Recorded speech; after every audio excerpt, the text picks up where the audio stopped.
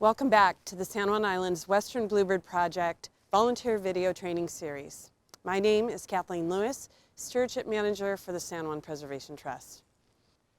In this fifth and final video in the series, we will discuss how we will want you to report your findings if you have Western Bluebirds or English house sparrows occupying your nest box or nest box trail. It's probably obvious why we want to track reporting of bluebirds, but perhaps not as obvious why we want to track house sparrows as well. In our last video, we discussed the very real threat that these birds pose to native cavity nesting species. We ask that you report on these non-native English house sparrows, as we'd like to know of a potential threat to any bluebirds in an occupied territory, or to determine if a particular area has become overrun with house sparrows, so that we can address control or removal of the nest boxes entirely. It's not necessary to monitor nests of swallows, house wrens, or chickadees unless you'd like to for your own enjoyment. Please abide by all protocols for monitoring these nests as you would for monitoring a bluebird nest. In video 3, we showed you how to use the Recite datasheet to report sightings of adult bluebirds. We use a different spreadsheet to track the progress of bluebird or house sparrow nests. Just like the Recite sheet, we use the Google Sheets format to do so. This allows for instant updating by multiple users. You'll need a Google account to access this. Please let us know if you need assistance. In review, there's only 2 sheets you need to access, the Recite sheet and the Nest Monitoring sheet. And you only need to use these to report bluebirds and house sparrows. If neither of these species are present in your boxes, there's no need to report anything. Okay, let's walk through the Nest Monitoring sheet so that you can be familiar with all the fields. So just like the Recite data sheet, the Nest Box Monitoring sheet will also rest in Google Drive. You'll be shared this spreadsheet in your Google Drive folder. So when you get to open up Google Drive, the next thing you want to do is click on the spreadsheet to open it up. When you open up the spreadsheet, you'll notice there's a title at the top. Make sure you're entering your data into the current year's spreadsheet. The first thing you'll need to do if you're entering the spreadsheet for the first time is create a new tab for yourself. You do that by going down to the bottom where the plus sign is, clicking on that, and then renaming a new tab for yourself. And you can call this, it's your own, for your own personal information, so you can just enter your last name if you like. Once you've opened up a new tab for yourself, you'll notice that there's no headings on there. So to make sure you have the same headings as everybody else, just go to the tab that says Sample Only. Click on that, and at the top you can just highlight these header cells. Right click and then hit Copy. Go back to your tab, highlight those cells again, right click, and then hit Paste. And then your tabs will all be there and you have a brand new spreadsheet you can enter your data into. I'm going to take you to a spreadsheet that's been previously filled out so that you can get a sense of what these codes look like and what the different columns mean. So your first column is site, and each site is indicated by a 4-letter code, and that 4-letter code is typically associated with the landowner's last name or perhaps the name of a preserve if it's a public space.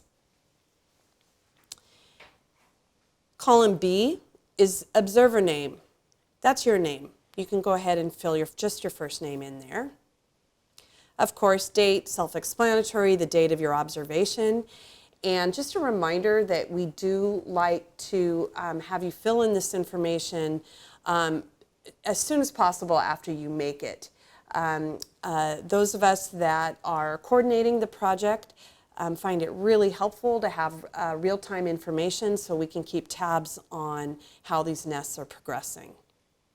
The next column over is the box ID.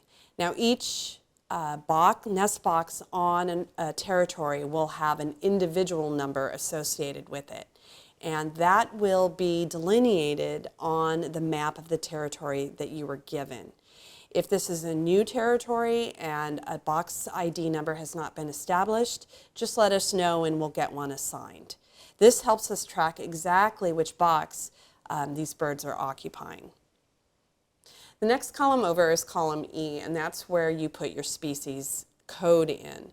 We use a 4-letter abbreviation for these species to keep it simple. So in the case of a western bluebird, it would be WEBL for western bluebird. Obviously, the other one you would need to know is English house sparrow. We just use house sparrow, so HOSP, HOSP is the code for a house sparrow. Next column over, column F, is percentage of nest. And this is where you'll indicate when you first discover a nest how far along in the nest stage it is. If you go to the tab that says codes, it'll tell you what the codes for nest are.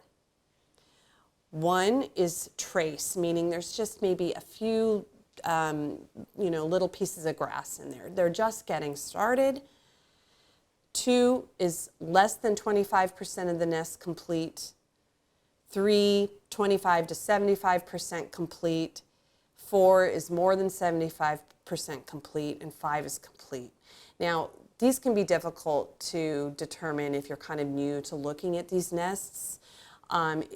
Just do your best judgment as to what the nest stage is. Obviously, we'll be following up as the nest progresses, and so it's not important to get this exactly right. Okay, going back to our nest spreadsheet here, the next column over, column G, is status. Again, this is where you'll look at your codes,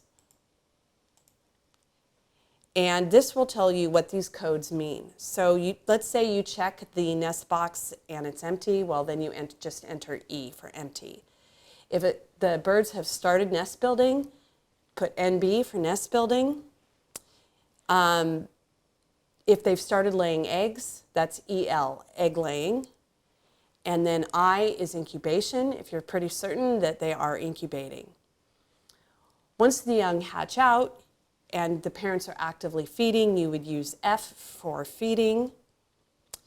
And then the final 3 codes are for after the nest, we know the nest fate. So you can write in fail if there's a complete failure of the nest, meaning the nest was raided or abandoned, and they are no longer going to be able to produce young out of that nest.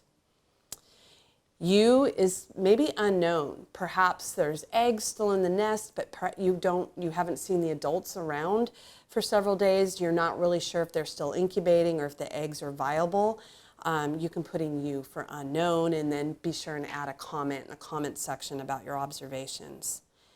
And then finally, C is complete, and that just means the nest is done. We know it's failed or it's fledged, and it's time to remove the nest.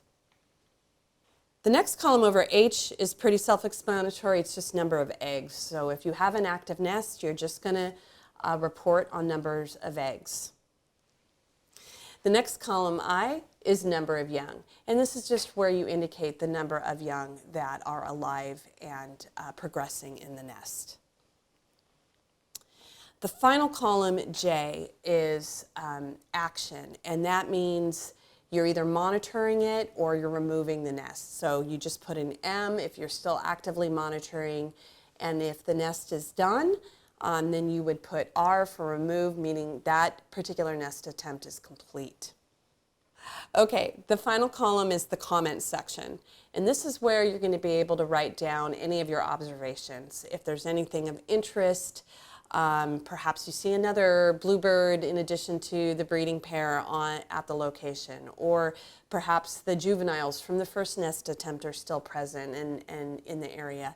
Feel free to write any additional information in the comments section that you think might be useful for the project coordinators to see. And that's it. for this section. So it's pretty self-explanatory. Like I said, be sure to refer back to the codes as your guide for how to fill these columns in. And always be sure you're entering your information on your tab alone. Please don't go to other people's tabs and overwrite their information. However, the beauty of this Google Drive spreadsheet format is that you can look at other people's tabs and just see how other nests are progressing. So it's a good way to keep tabs, so to speak, on how everybody else is doing. Again, remember to enter your information in a timely fashion, and be sure to always reach out to us with any questions you may have about entering any of this information. Thank you so much. This concludes our San Juan Islands Western Bluebird Project volunteer video training series. Be sure to bookmark these videos so that you can review them at any time. And remember that we are always here and available to answer your questions. Thank you for your attention and your dedication to this work. With your help, our lovely Western Bluebirds will continue to be able to call these islands their home.